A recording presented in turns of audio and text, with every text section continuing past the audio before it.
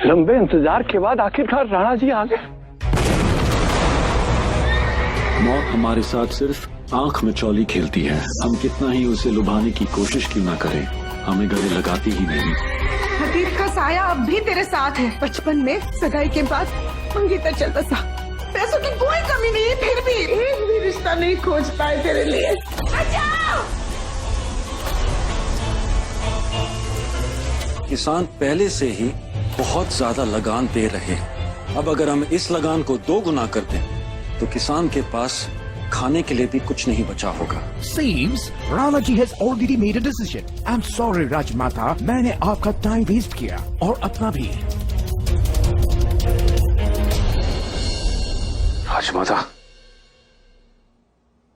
देखा आपके बेटे ने क्या किया है। अगर मना करना ही था तो उसके और भी तरीके होते हैं। एक इतने बड़े अंग्रेज अफसर को नाराज करने की क्या जरूरत थी। ये मत भूलो, इस देश में अंग्रेज सरकार है, अंग्रेजी हुकूमत है, वो इस देश के मालिक है। सरकार जरूर उनकी है, पर वो इस देश के मालिक नहीं। इस देश के मालिक कल भी इस देश में रहने वाले लाखों हिंदुस्तानी थे, आज भी हैं और हमेशा रहेंगे। अंग्रेज राजा की कुर्सी पर बैठे हैं, पर उनका दिल राजा का नहीं, व्यापारी का है। और वो इस देश की दौलत को धीरे धीरे करके अपने देश भेज रहे हैं। और देश को लूटने वाले वो अकेले नहीं, हमारे ही कुछ हिंदुस्तानी भाई हैं जो उनका साथ दे रहे हैं। राणा जी, क्या मतलब है आपका? राजमाता, आप जानती हैं कि पानी पे लगाया टैक्स कहां जा रहा है? ये टैक्स ब्रिटिश हुकूमत और कुंवर चाचा जी दोनों के खजाने भर रहा है। ऐसा इल्जाम लगाने से तो अच्छा होता कि आप हमारी गर्दन काट देते। आप राजा हैं, लेकिन इसका मतलब ये नहीं है कि अपने खानदान के बुजुर्गों से बात करने का तरीका भूल जाएं। राणा जी, कुंवर जी ठीक कह रहे हैं, माफी मांगिए इनसे।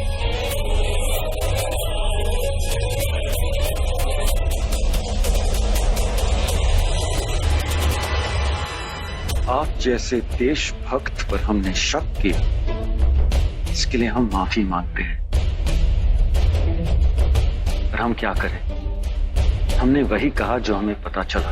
आपको गलत पता चला है। वफादार हैं हम इस रियासत और राजमाता के, और इस वफादारी को किसी सबूत की जरूरत नहीं है। रही बात उन कागजातों की, तो उन पर राजमाता ने खुद दस्तखत किए।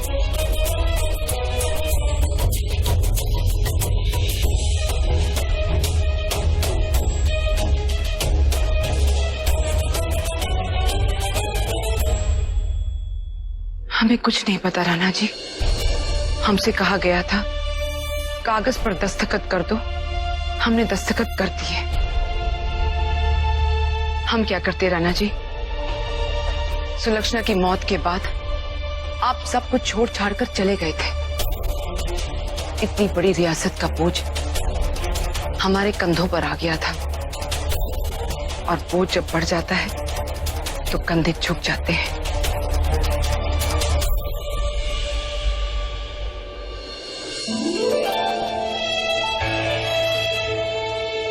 हम सब जानते हैं राजमाता, आप फिक्र मत कीजिए। अंग्रेजों की चालाकी और कुंवर चाचा जी की वफादारी, इन दोनों से आमिर कोट को बचाने के लिए अब हम आ गए हैं।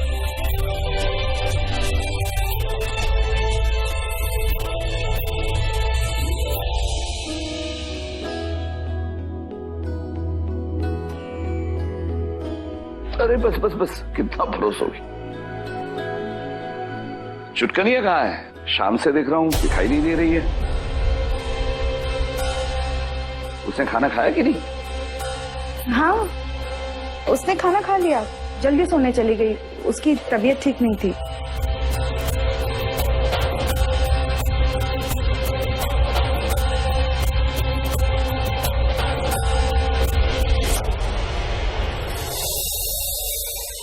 अरे जब तू घर से बाहर जाती है तो तू अकेली नहीं जाती, तेरे साथ इस घर की, तेरे बाबूजी की, हमारे पुरखों की इज्जत जाती है।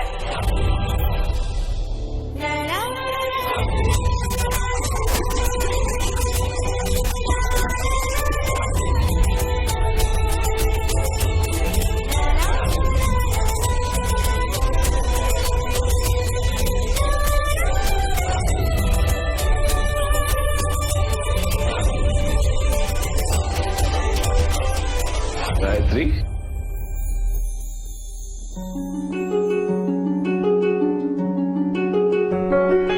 कैसी तबीयत है मेरी चुटकनिया की? गायत्री, क्या हुआ बिटिया? याद है भाऊजी, जब मैं छोटी थी आप मुझे पढ़ाते थे। हाँ, और गणित के सवालों से तुम डर जाती थी और रोने लगती थी। आज फिर एक सवाल है जो मुझे डरा रहा है। क्या हुआ? कौन सा सवाल? भाऊजी,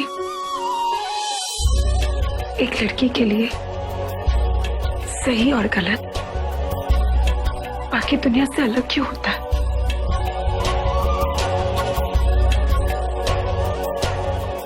लगता है किसी ने वाकई डरा दिया है मेरी चुटकुनिया को। देखो बेटा, भगवान के हिसाब से तो सही और गलत सबके लिए एक होते हैं, लेकिन इंसानों के हिसाब से लड़कियों के खाते में सही थोड़ा कम और गलत थोड़ा ज्यादा होता है। पर भाऊजी, खुद को तो पता होना चाहिए ना कि क्या सही है और क्या गलत। बेशक जो काम करने से मन को ग्लानि न हो वो अच्छा है, और जो काम करने से मन पे बोझ सा लगे वो बुरा। और बेटी, सही और गलत के मायने वक्त और समाज के साथ बदलते रहते हैं, इसलिए तुम्हें वक्त और समाज के मायनों को नहीं, लेकिन सही और गलत के अपने खुद के मायने ढूंढने होंगे। जिसे करने से मन मुस्कुराए वो सही है, और जो करने से मन को पछतावा हो वो गलत।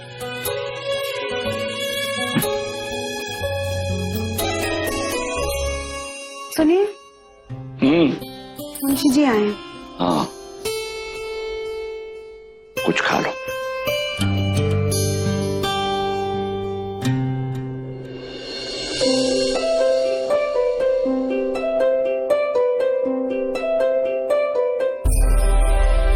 कोई पराया मुझे हाथ लगाए तो तन और मन दोनों आग से जल जाने चाहिए, पर राणा जी के छूने पर तन और मन दोनों जैसे चंदन में ढल गए हो।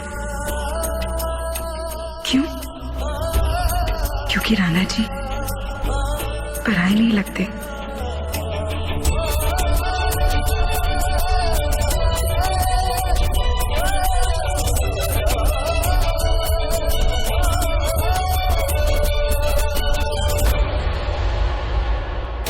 हमारे नोटिस का राजमहल से ये जवाब आया है?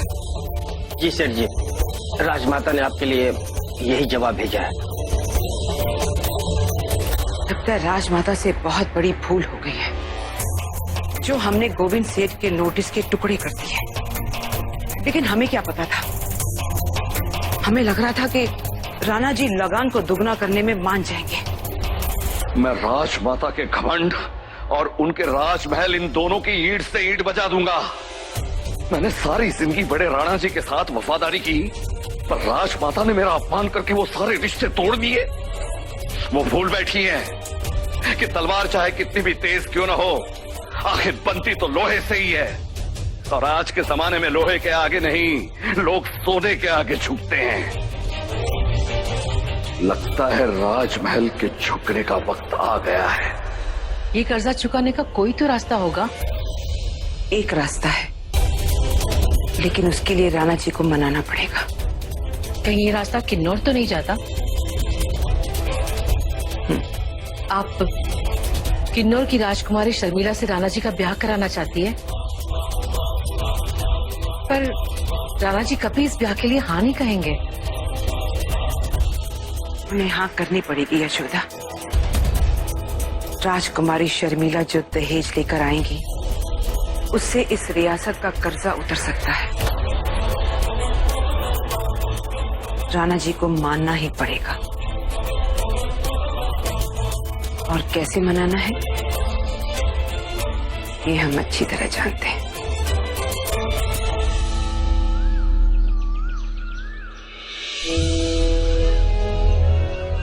राणा जी, आज दोपहर आप क्या कर रहे हैं?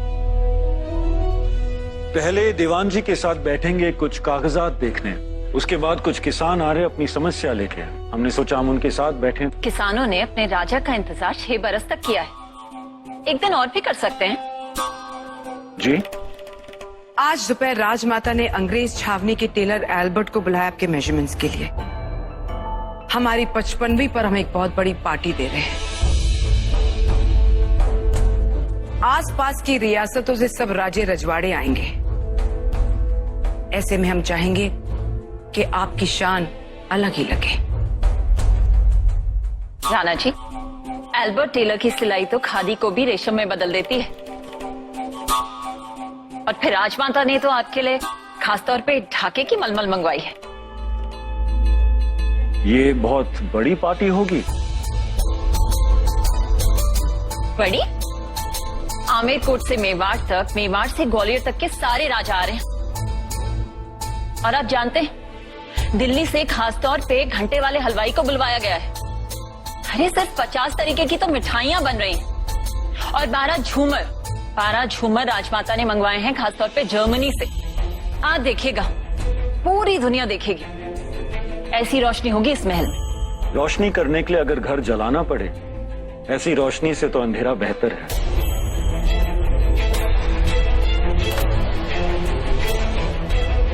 राजमाता, रियासत की हालत आपसे छुपी नहीं है। प्रजा पर लगान का बोझ पहले से ही इतना है।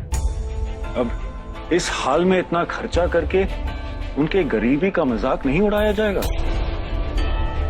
हमें नहीं लगता कि हमें इस रियासत के पहले ही झुके कंधों पर इस दावत का बोझ लादना चाहिए। परंपरा का बोझ तो उठाना ही पड़ता है राणा जी। इनविटेशंस भेजे जा चुके हैं और अभी अमीरकोट के इतने बुरे दिन भी नहीं आए हैं कि एक रात के लिए चंद राजाओं के लिए मेहमान नवाजी ना कर सके।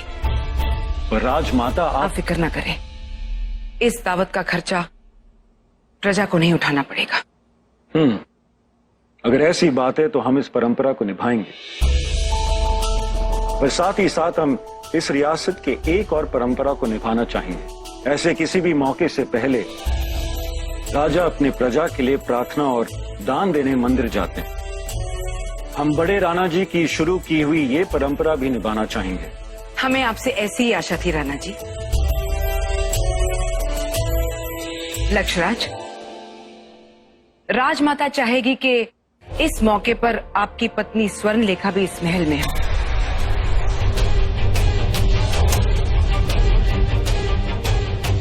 वैसे भी काफी दिन से वो महके गई है। सब ठीक है ना? सब ठीक क्यों नहीं होगा राजमाता? आज ही लक्षराज अपनी पत्नी स्वर्णलेखा को लाने के लिए किसी को भेज देंगे। लक्षराज के विवाह के वक्त हम लंदन में थे। जब हम वापस आए तो भाभी मायके में। चलो, इस बहाने हम अपनी भाभी से मिल तो पाएंगे।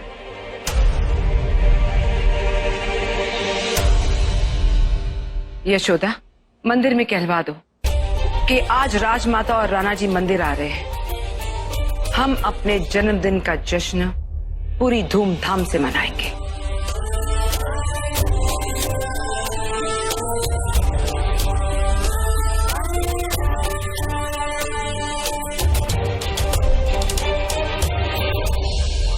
दीवान जी, किन्नौर के राज परिवार का इस पार्टी में होना बहुत जरूरी है। आपसे एक बात करनी थी। कहिए दीवान जी। मेरा सुझाव है कि गोविंद सेठ को एक निमंत्रण पत्र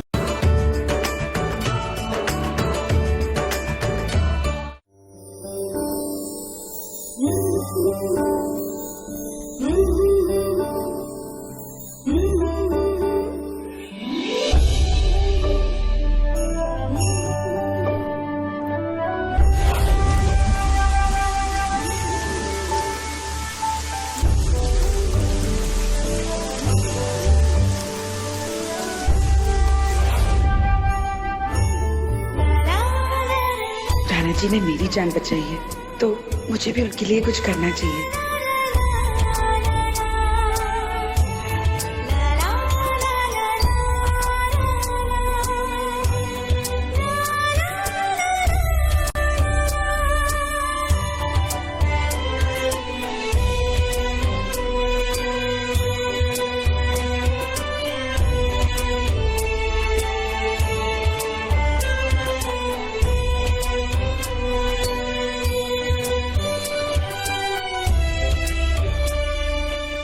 दीवान जी, किन्नौर के राज परिवार का इस पार्टी में होना बहुत जरूरी है, इसलिए निमंत्रण पत्र आप खुद लेके जाएंगे। जी।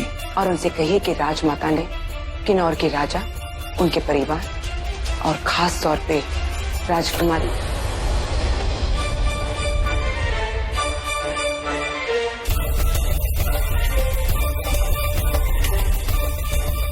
राजकुमारी शर्मिला को बुला भेजा है। जी। राजमाता, छोटा मुंह बड़ी बात, आपसे एक बात करनी थी। कहिए दीवान जी। मेरा सुझाव है कि गोविंद सेठ को एक निमंत्रण पत्र भिजवा देते हैं। ये राज परिवारों की महफिल है दीवान जी, कोई हाट बाजार नहीं कि राह चलते व्यापारियों को बुलाया जाए। आज हमारी स्थिति ऐसी नहीं है कि हम गोविंद सेठ का मूल तो छोड़ सूद भी दे सकें।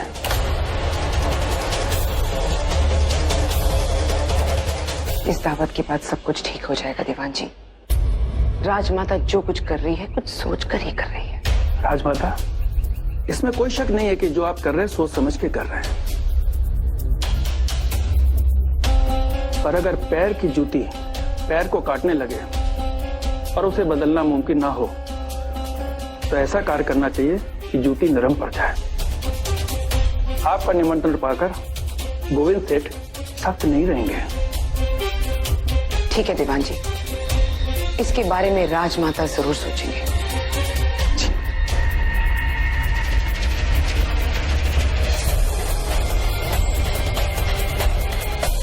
अब मेरी बात सुनिए, इससे अच्छा मौका नहीं मिलेगा काका। हमें ना राणा जी को उनका कोट लौटा देना चाहिए। हाँ हाँ, मैं भी कोट लेकर निकल जाता हूँ। आप कहीं नहीं जाएंगे, राणा जी के पास तो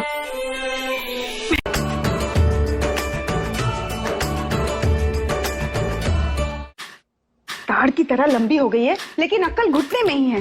कितनी बार कहा है कि गीले हाथ से ये अचार का मर्तबा मत छुआ कर, लेकिन तू है कि कुछ सुनती नहीं। पकड़।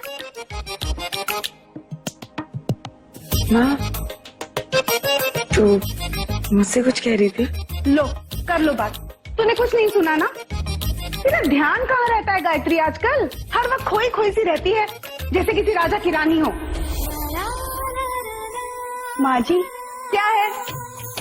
माँ जी, मुझे आज शाम को 2 घंटे की छुट्टी चाहिए। क्यों? शाम को आज तेरी बारात आ रही है।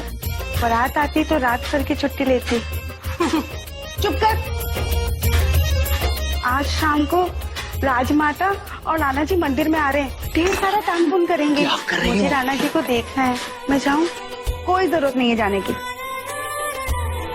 सुना आपने? हाँ सुना, राजमाता जी आ रही।